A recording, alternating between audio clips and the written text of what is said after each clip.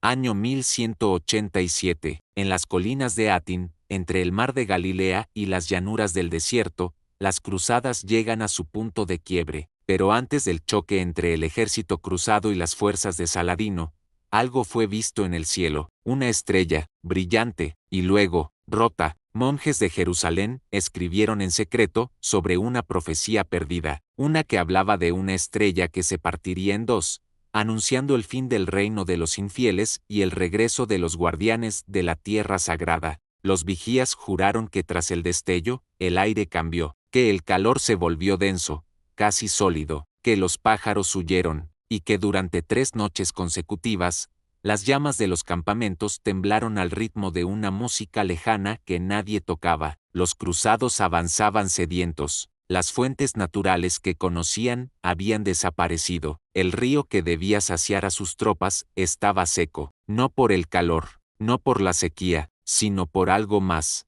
Guías locales decían que el agua se había retirado como por miedo, y que bajo el lecho seco había símbolos que no eran humanos, grabados en la piedra, cicatrices del suelo, y en medio de ellos, un círculo quemado, que nadie podía pisar sin caer de rodillas. Se intentó cavar pozos, pero a cada intento, el suelo temblaba, los caballos se negaban a beber. Algunos decían que el agua se había escondido, que el desierto no era natural, que era un castigo, y que el enemigo no era de carne, sino de tierra. Uno de los templarios más veteranos, Robert de Courtenay, llevaba consigo una espada sagrada, forjada en tierra santa, bendecida por 3 obispos, pero durante la marcha hacia Atin, la hoja dejó de reflejar la luz. Los soldados creían que estaba maldita, que absorbía el fuego, que en lugar de cortar, sellaba. Algunos juraban ver sombras que se movían dentro del acero, y cuando Robert la blandía, el viento se detenía.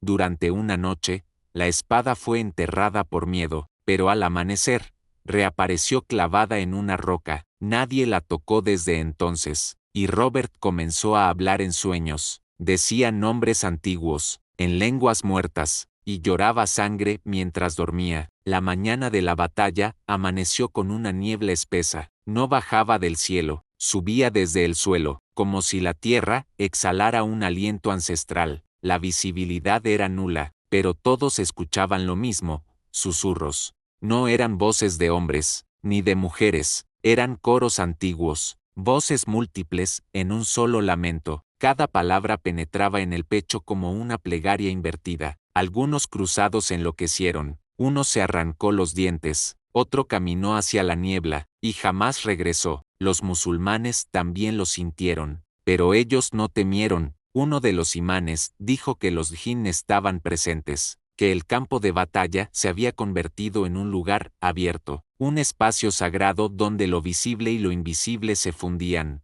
El estandarte del rey Gui ondeaba alto, como símbolo de la cruz, pero al avanzar hacia Atin, los soldados comenzaron a notar que su forma cambiaba. De cruz, pasaba a círculo, luego a espiral, y en momentos, desaparecía por completo. Los heraldos intentaron sustituirlo, pero cada nuevo estandarte sufría el mismo destino, como si algo estuviera reescribiendo su forma, como si el símbolo cristiano estuviera siendo borrado del cielo por manos invisibles. Un anciano sirio, prisionero del ejército cruzado, gritó desde su celda: «La tierra no quiere su símbolo, la cruz es ajena, y el día de Atin será el día del retorno». Murió esa noche, su cuerpo se disolvió, solo quedó sal. Durante el fragor del combate, muchos cruzados dijeron haber visto a un jinete solitario en la línea de Saladino. No hablaba, no emitía órdenes, solo cabalgaba entre la sangre y el fuego con un rostro completamente cubierto por una tela negra. Las flechas no lo tocaban, las lanzas se quebraban antes de alcanzarlo. A su paso,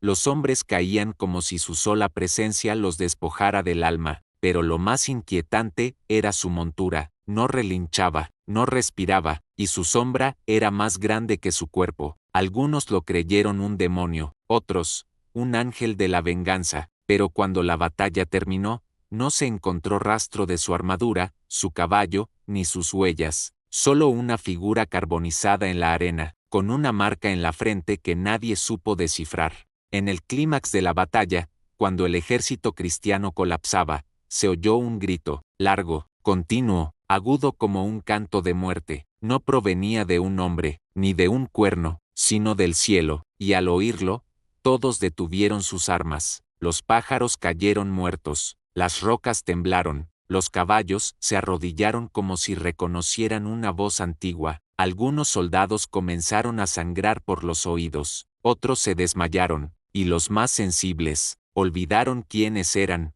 Saladino no habló de aquel sonido, pero los cronistas musulmanes lo anotaron con una palabra, fast, que en algunas lenguas antiguas significa desgarro, como si el firmamento mismo hubiera sido cortado en dos para dejar pasar algo que no debía salir.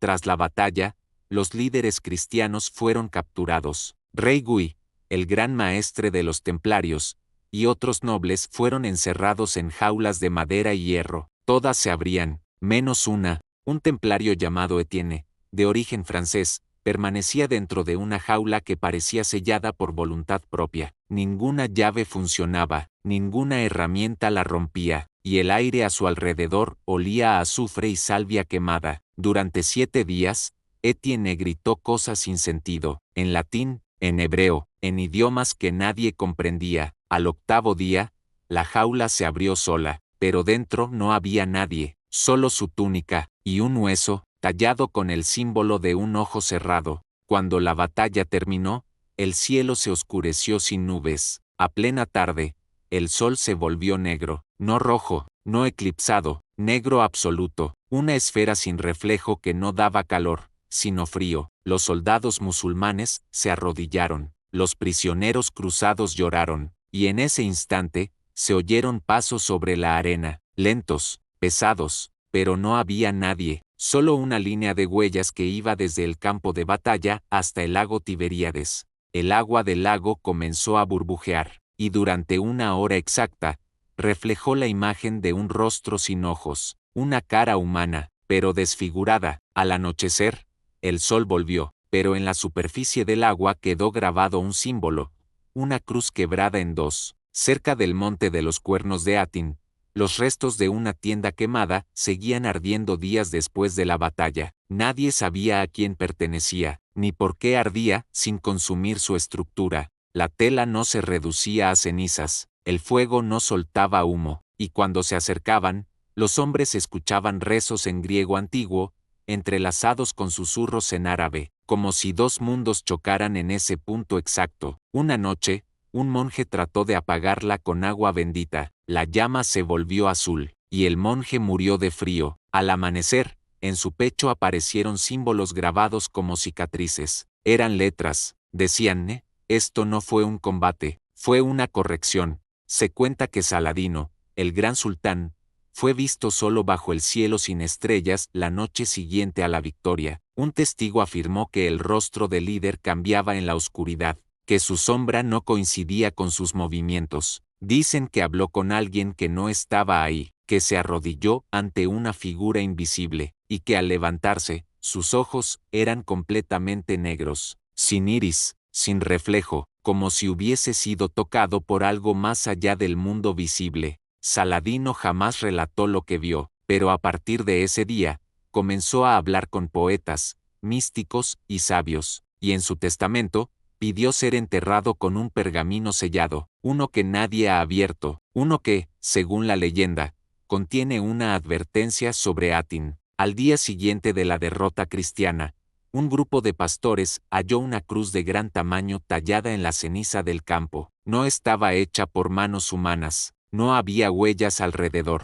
ni marcas de herramientas. En su centro, había un hueco, una especie de cuenco profundo. Dentro, un trozo de metal fundido, un anillo templario, incrustado como si hubiera sido absorbido por la tierra, como si el símbolo del poder cruzado hubiese sido tragado y escupido. Un anciano beduino dijo que esa cruz marcaba el punto donde se abrió la boca del desierto, que allí cayó un ángel, no uno caído, uno exiliado, uno al que ni el cielo ni el infierno aceptaban, uno que caminaba entre hombres, y traía equilibrio con fuego. Hoy, el campo de Atin sigue siendo un lugar extraño. Las aves no sobrevuelan la zona, los perros no cruzan sus límites, y los peregrinos que pasan cerca aseguran escuchar los ecos de espadas y rezos. En una lengua ya olvidada, los arqueólogos han hallado huesos sin nombre, armaduras que no pertenecen a ninguna época, y cenizas que arden con la luna llena. Las brújulas fallan,